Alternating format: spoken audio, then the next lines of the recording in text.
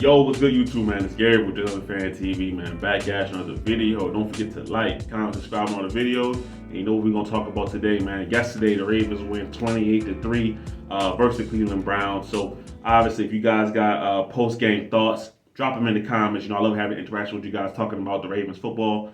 So any thoughts about the game, drop them in the comments. We'll talk about it. Any comments on what I gotta say, drop it in the comments. We'll talk about it. I pretty much reply to all comments. So. Yeah. So 20-3.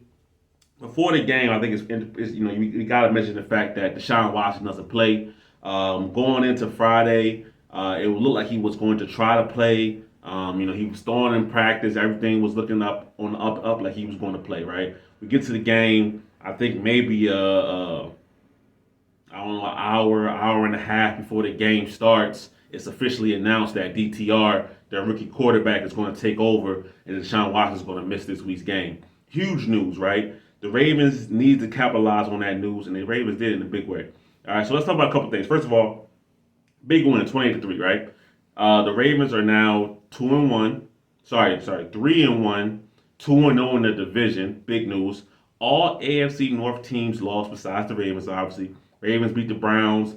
The Bengals got whipped by the Titans, like absolutely destroyed. There's a lot of problems going on in Cincinnati right now. And then the Steelers lost to the Texans, right? The Texans are a young, scrappy team, but the way the Steelers got embarrassed, it shouldn't have went down like that probably for them. So I know their fans are probably frustrated about what happened over there. But good Sunday. Yesterday was a good day for the Ravens. So let's talk about the game, all right? Now, the Ravens typically have never really struggled against rookie quarterbacks.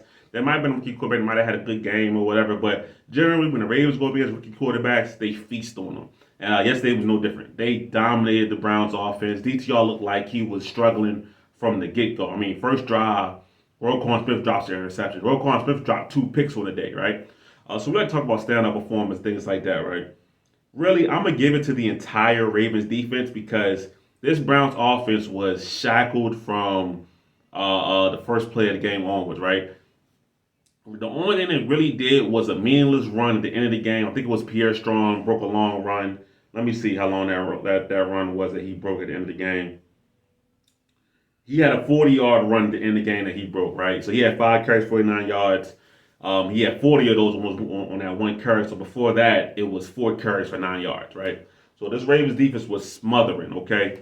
And then on that drive, Kyle Hamilton gets his first career interception at the end of the game. So that didn't even go anywhere, you know what I mean? So this Ravens defense did what they were supposed to do, right? Dorian Thompson-Robinson, he looked like a rookie, all right?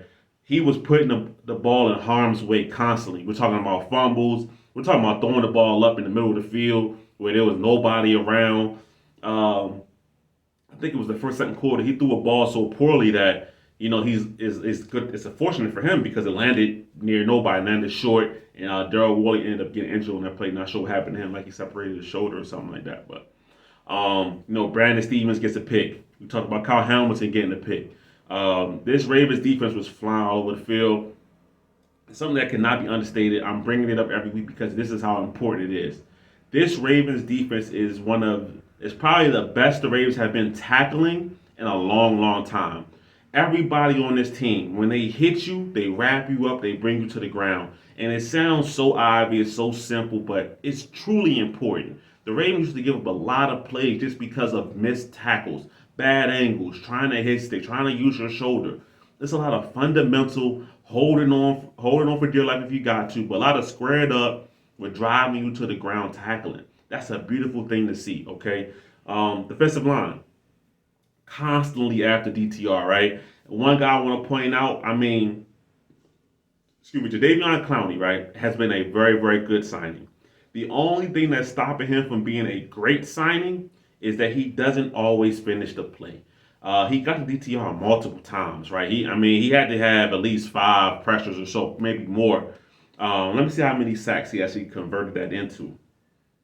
So hold on. Where's Clowney at on here? All right, so Clowney had on the day, he had no sacks. Officially on the day, he had no sacks, right? 2 tackles, 1 TFL. He had his hands on Dorian Thompson-Robinson at least 3-4 times. And that's the only issue I'm having with Jadeveon Clowney is that this sounds, I'm being real here. Jadeveon Clowney will probably lead the NFL in sacks if every time he touched the quarterback, he brought him to the ground. Because he gets his hands on the QB a lot, right? He gets his hands on the quarterback a lot. If he just brought him to the ground when he did it, we'll be in order. So the Ravens defense was great, up to par. They did what they were supposed to do. They stomped out an opponent that was weak, just because rookie quarterback, right? They did that. They handled their business on that side of the ball. Everybody, Brandon Stevens interception, talked about that. Linebacker play, safety play, it was all that. Geno Stone catches the interception. All right, another pick. This time he actually cut it back, tried to get some yards. Okay, so big game all around from the defense. All right. Offensively, this Browns defense is good, right? But coming into this week, the Browns were playing as literally the best defense in the NFL. All right, that's not hyperbole. You can look at the stats, you can look at the numbers.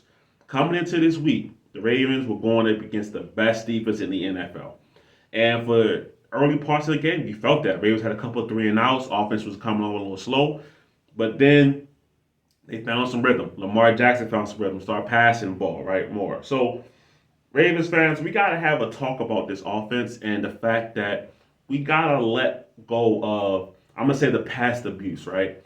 Every time the Ravens offense struggles a little bit, all I see on Twitter is, what's the difference? This is Greg Roman's offense again. Greg Monken, right? That's what I saw that on Twitter. Greg Monken, right? All right, listen. Just because the Ravens are still running the football, just because they do certain things that are similar, does not mean this is the old offense, right? I said this before. Todd Monken said that the Ravens' run game is great. Why would I change the entire run game? He's going to keep some elements of the Ravens' run game. The difference is, and you can see it, it's the pass game. The Ravens have more 3 wide receiver sets. I bet you now, through 4 weeks of the season, the Ravens have run more plays with 3 wide receivers on the field than they did all of last season with Greg Roman as offensive coordinator. Because I'm trying to tell you, it's been a lot of 3 wide receiver sets, all right? So that's one. We're throwing the ball to the running back. Did you see the beautiful wheel route to Melvin Gordon, Lamar Jackson, touch pass? Beautiful.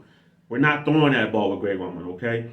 We're talking about wide receiver screens, running back screens with, a fit, like calling them and a lot, right? We're calling them a lot, okay? Different formations, various looks, under center, shotgun, 3 wide receivers, 2 wide receivers, 2 tight ends, 2 running backs.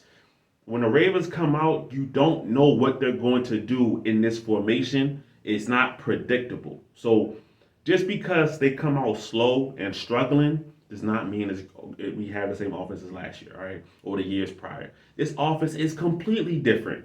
They're struggling for different reasons. One, the old line was having trouble with Myles Garrett. Myles Garrett is a beast, right? Pat McCarry, they needed to help Pat McCarry a lot more than they did. McCarry, sorry. They needed to help him a lot more than they did. They didn't. At the end of the day, they probably should have done that. All right. So the Browns' defensive line is very, very good. Their secondary is very, very good. But Lamar Jackson diced this team up. At one point, Lamar Jackson was 9 for 10, 139 yards, 2 rushing touchdowns. And I think he might have just thrown for the passing touchdown, something like that. So he was dicing his defense up. On the day he finishes 15 for 19, 186, 2 touchdowns. He adds 9 carries, 27 yards, 2 touchdowns on the ground. All right. Beautiful day for Lamar Jackson. So take some time with the Ravens offense. Every time they start off slow does not mean that it's Greg Roman's offense, right? A lot of things that we see, a lot of things that we saw them be successful in are things that they weren't doing last year. And honestly, I'm tired of talking about Greg Roman. I am. All right, let's move on. All right. The Ravens have certain issues that's going on with Tom right now that we can address, but it's not because they're running the same offense as last year. Okay, it's just not that. All right. So I will say this, right? One issue that I thought was quite obvious is that, listen, I love Gus Edwards, but today he just didn't have it, right? Yesterday I said he just didn't have it, right? He played. Listen, I'm not saying he played bad, right? I'm not saying that. But at the end of the day, it looked like when Justice Hill came in the game, there was a different level of explosion to this offense. I would like to see Justice Hill play more. Justice Hill only ends with 3 carries for 33 yards, 11 yards a carry, right? He ends up getting, he might not even have officially a catch on the record. He doesn't have a catch on the record because the one catch he did have on that screen pass that went for like 50 yards got called back because of a hold, right? I would like to see more Justice Hill, all right? I would have liked to see that, okay? And then if we want to talk about the issue is The Ravens got up 21-3 at halftime and pretty much in the third quarter stopped playing offense, right? They went to super conservative mode, 2 runs, first and second down. Lamar Jackson do something incredible on third down. That was the offense second half, and I hated it. All right. Keep doing what you're doing. Keep your foot on their neck. Lamar Jackson in the first half was dicing his Browns defense up. Like I said, this was the best defense in the NFL. And once Lamar Jackson's Ravens offense found rhythm in that second quarter kind of late first, second quarter kind of range, they were running through this Browns defense. Literally, all right? They were doing whatever they wanted out there. Zay Flowers, big play over top. Mark Andrews, beautiful loft, touchdown over 3 defenders. It was a lot going on. Lamar Jackson threw a beautiful ball. Nelson Aguilar in the corner of the end zone. But Aguilar couldn't get 2 feet in, right? So that was out of bounds. Lamar was diming today, right? So 186 doesn't do it justice for how well he played throwing football. All right. Lamar Jackson right now is completing, I believe, 75% of his passes. 75% of his passes right now, okay? He's playing great. Second half, to me, they took the ball out of his hands, right? They said, listen, the Ravens defense is playing well. We're not going to lose the game. And listen, at the end of the day, I get it to a certain extent, but also keep playing, keep putting up the points, right? Why keep putting up the points? One, it's a confidence thing, right? This Ravens offense, they know that they can play, but when you see yourself lighting up the scoreboard, that raises confidence. 2, you close the game out officially, right?